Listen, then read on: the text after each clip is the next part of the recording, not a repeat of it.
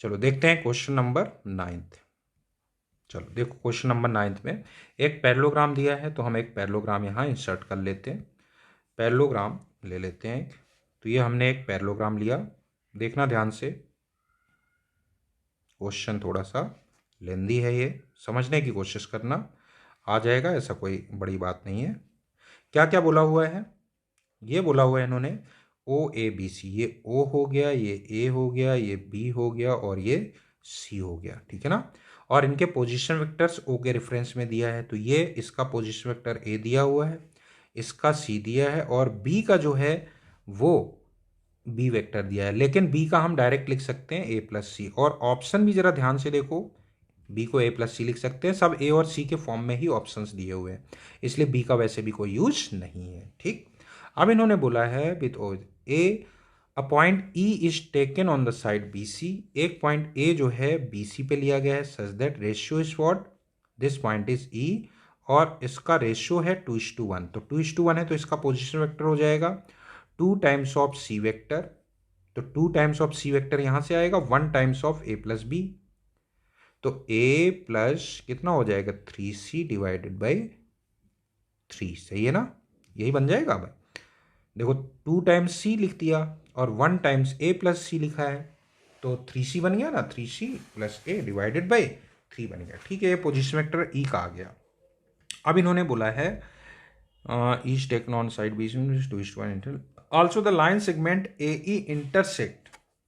अब ए ई जो है वो किसको इंटरसेक्ट कर रहा है? देखो कह रहे हैं line A E, line the line segment A E intersect the line bisecting the angle O. तो ओ का जो एंगल बाइसेक्टर है उसको इंटरसेक्ट कर रहा है। कहाँ पे? तो पूरा नहीं बना रहे हैं हम, सिर्फ यहीं तक बना रहे हैं। ये बोल रहे हैं कि ये पॉइंट क्या हो गया, ये पॉइंट कह रहे हैं कि कौन सा है, O internally in the ratio P. The line segment A E, line segment internally in point P, ये पॉइंट पी है, this is the point P. इसका पोजिशन वेक्टर हम पी बोल देते हैं, पी निकाल लेंगे इसको, ठीक है। इफ सी पी, अब कह रहे हैं सी पी जो है when extended meet the A B in F. तो अब सी पी को एक्सटेंड किया है, सी पी को एक्सटेंड कर दो, ऐसे एक्सटेंड कर दिया। देखो सी पी को थोड़ा और सही से बना लो। सी पी को एक्सटेंड किया, आगे जाके कहाँ पे मिल रहा है? पॉइंट एफ पे मिल रहा है। ये पॉइंट कह रहे हैं कि एफ है, ठीक है। चलो अब देखो क्या क्या चाहिए। The position vector of the point P, P का पोजिशन वेक्टर चाहिए, ठीक है ना। तो पोजिशन वेक्टर ऑफ पी देखो कैसे निकालेंगे हम लोग। देखो ये वाला जो डायरेक्शन अगर हम देखें तो डायरेक्शन क्या, अगर हम ओपी की इक्वेशन लिख दें, ओपी की इक्वेशन, या हम ये कहें ये डायरेक्शन क्या होगा, ये दोनों एंगल इक्वल है, तो इसका डायरेक्शन क्या होगा? डायरेक्शन बताओ। ये लिखोगे ए कैप प्लस सी कैप, ए कैप प्लस सी कैप लिखोगे और इसका टी टाइम्स लिख दो। अगर टी टाइम्स लिख देंगे तो हम ये कह देंगे कि ये ओपी वेक्टर हो गया, ठीक है ना, किसी ना किसी टी के लिए। क्योंकि इस लाइन की इक्वेशन लिखोगे तो 0 plus T times A cap plus C cap लिखोगे, ठीक है ना। तो डायरेक्शन हो गया ये। तो हम टी यहाँ लिख रहे हैं कि कोई ना कोई ऐसा टी है जिसके लिए ओपी जो है ये ओपी वेक्टर ही बन जाएगा, मतलब पी का पोजिशन वेक्टर बन जाएगा। So this is basically the position vector of P. So position vector of P is what, that is nothing but T times A cap plus C cap. यही हुआ ना, किसी ना किसी टी के लिए वो टी हम लोग निकाल लेंगे। और ये हम रेशियो मान लेते हैं, चलो पॉइंट ये वाला रेशियो ले लेते हैं, λ/1। इसको λ/1 ले लो।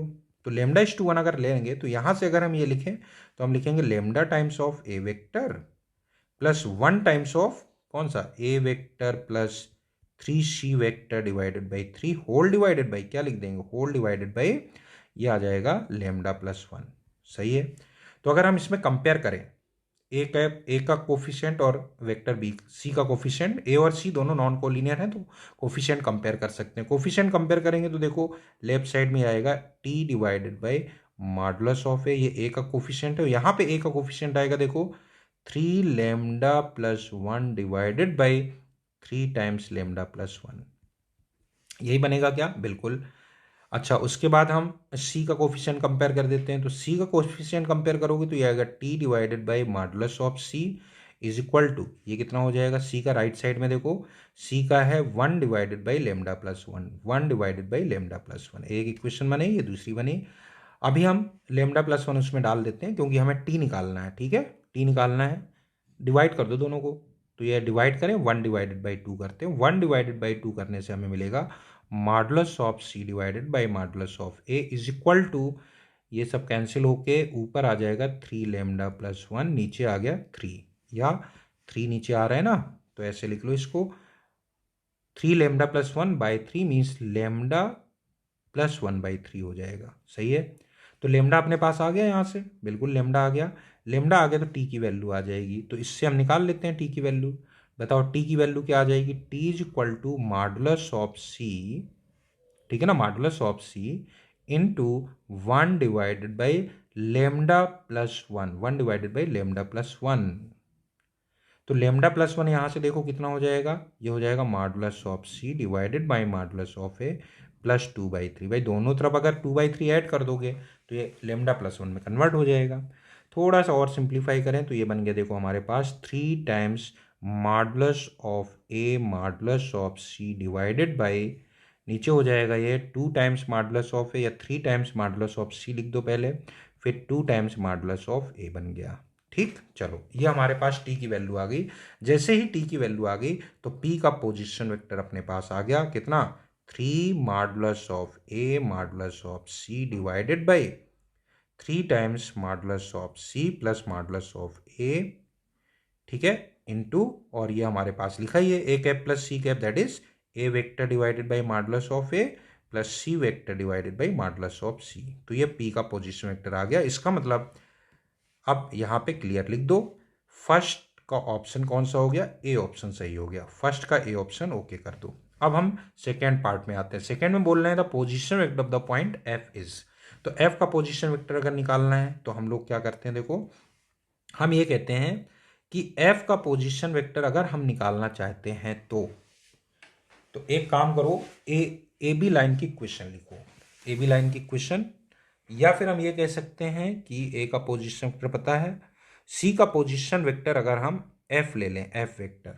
ठीक है ना, एफ वेक्टर ले लेते हैं, तो एफ वेक्टर अपने को निकालना है, तो एफ वेक्टर हम ये कह सकते हैं दिस इज व्हाट, चलो ऐसे ही लिखा रहने दो, हम तो ऐसे डायरेक्ट लिखते हैं कि चलो ए एफ लाइन की इक्वेशन लिखो, ए बी लाइन की इक्वेशन लिखो, ठीक है ना, ए बी लाइन की इक्वेशन लिखो। कैसे लिखोगे ए बी लाइन की equation, R vector is equal to, किससे पास हो रहा है, ए से पास हो रहा है, A plus lambda times of, lambda कहीं यूज कर चुके हैं तो कुछ और ले लो, अल्फा टाइम्स ऑफ, क्या लिख दें, ए बी वेक्टर, भाई इसी डायरेक्शन में है ना, तो alpha times of A B vector लिख सकते हैं इसको, बिल्कुल ए बी वेक्टर हो जाएगा position vector of C minus position vector of A, तो that is position vector of B minus position vector of A, that is C vector हो जाएगा। ठीक है, तो इसमें अल्फा अपने को फाइंड करना होगा, और हम सीपी लाइन की इक्वेशन भी लिख देते हैं। बताओ सीपी लाइन की इक्वेशन कैसे लिखोगे, सीपी लाइन की इक्वेशन लिख रहे हैं, सीपी लाइन की इक्वेशन,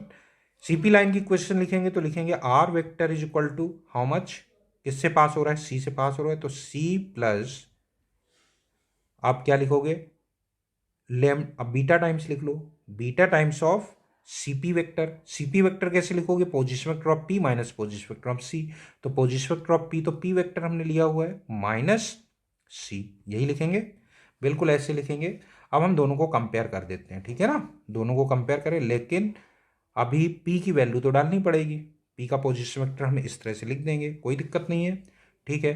तो हम दोनों को इक्वेट करना है, देखो तो बताओ क्या बनेगा, C vector plus beta times of P minus C, तो पी वेक्टर लिखो, यहां से कितना आएगा, टी के फॉर्म में ही लिखेंगे, बाद में टी की वैल्यू डालेंगे, A cap plus C cap minus C vector, सही है ना, इज इक्वल टू, यहां आएगा A vector plus alpha times of C vector, सही, ये बना अपने पास।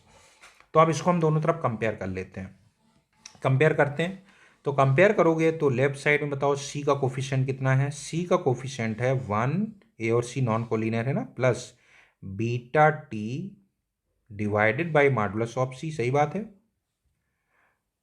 किसका कंपेयर करना है, सी का, और साथ में आ रहा है माइनस बीटा, ठीक, बिल्कुल सही। दिस इज इक्वल टू, यहाँ पे सी का कोफिशिएंट है कितना, अल्फा। तो एक इक्वेशन ये बनी। अब हम ए का कोफिशिएंट कंपेयर करते हैं। ए का कोफिशिएंट कंपेयर करेंगे तो देखो क्या बनेगा। ए का कोफिशिएंट अगर हम कंपेयर करें तो ए का कोफिशिएंट लेफ्ट साइड में कितना आएगा, beta T divided by modulus of A. ठीक, कोई दिक्कत नहीं। और यहाँ पे ए का कोफिशिएंट है 1। अब ये यहाँ पे हम वैल्यू डाल देते हैं, ध्यान देना। यहाँ पे ये वैल्यू हम डालते हैं तो ये वैल्यू अगर हम यहाँ डालें बीटा टी की तो बनेगा 1 प्लस बीटा टी हो गया modulus of A divided by modulus of C बन गया, माइनस बीटा की वैल्यू कितनी है, बीटा की वैल्यू है modulus of A divided by modulus of A divided by T. अब टी की वैल्यू यहाँ कॉपी कर दो, टी की वैल्यू हम यहाँ लिख रहे हैं तो ये आएगा, देखो टी की वैल्यू ये लिखी हुई थी, ठीक है ना। तो 3 modulus of A modulus of C divided by कितना हो जाएगा, 3 टाइम्स, तो ऊपर जाएगा 3 टाइम्स हाउ मच, नहीं क्या लिख दिया, 3 टाइम्स, हाँ 3 times modulus of C plus modulus of A. अरे ये 2 टाइम्स है, सॉरी ये अपन ने कहीं गलत किया है ना, 2 टाइम्स है, 2 टाइम्स है वेक्टर, 2 टाइम्स है, तभी तो ये ए से मैच करेगा।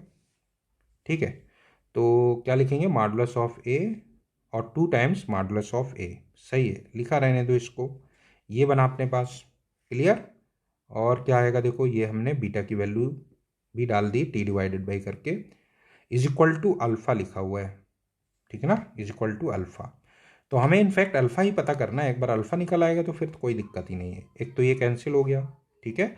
अब देखो ये बना 1 plus modulus of A divided by modulus of C, साथ में जब ये मल्टीप्लाई करोगे तो -1 बनेगा, 3 modulus of c upon 3 modulus of c 1 हो जाएगा, और ये बनेगा -2 modulus of A divided by 2 modulus of A divided by 3 modulus of C is equal to alpha. तो ये कैंसिल हो गया, ये कितना हो गया, 3 1/3 modulus of A divided by modulus of C is equal to alpha. ठीक, इतनी मेहनत करने के बाद अपने पास वैल्यू तो आ गई। इसका मतलब ये देखो पोजीशन वेक्टर क्या हो गया भाई, एपी और सीपी का ही तो इंटरसेक्शन पॉइंट की बात कर रहे थे हम लोग, वही हमारे पास एफ का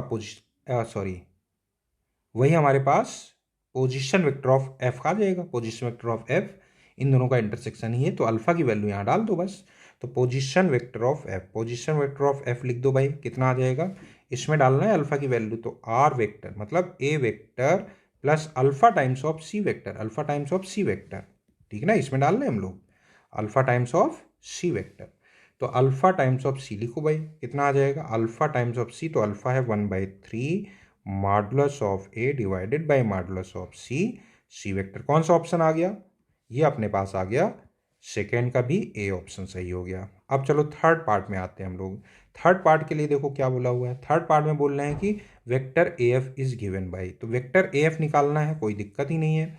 ए F vector is nothing but A F vector is position vector of F minus position vector of A, सही है ना। पोजिशन वेक्टर ऑफ एफ कितना है, ये लिखा हुआ है देखो, A vector plus 1/3 modulus of A divided by modulus of C, C vector minus O A vector A हो गया, तो ये हो गया कैंसिल। देखो कौन सा ऑप्शन सही हो गया, तो ये हमारे पास आ गया finally, this is equal to 1/3 modulus of A divided by modulus of C into C vector. कौन सा ऑप्शन बन रहा है ये, 1/3 modulus of A modulus, D option is correct, ठीक है ना। तो थर्ड का डी ऑप्शन ओके कर दो, थर्ड का कौन सा ऑप्शन सही हो गया, डी ऑप्शन सही हो गया, ठीक है ना। तो ये काफ़ी है ना खतरनाक प्रॉब्लम थी, मतलब कैलकुलेशन थी, बाकी कॉन्सेप्ट तो ठीक ही है। चलो दैट्स ऑल।